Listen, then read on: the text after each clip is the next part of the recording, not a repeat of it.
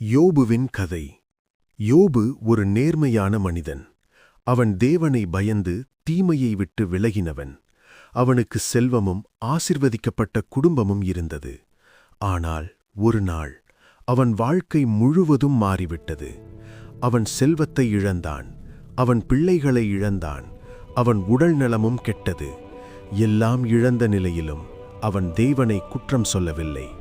அவன் சொன்னான், கர்த்தர் கொடுத்தார், கர்த்தர் எடுத்துக்கொண்டார், கர்த்தரின் நாமம் ஸ்தோத்தரிக்கப்படுவதாக. மேலும் அவன் நம்பிக்கையுடன் சொன்னான், அவர் என்னை கொன்றாலும் அவர் மேல் நான் நம்பிக்கை வைப்பேன்.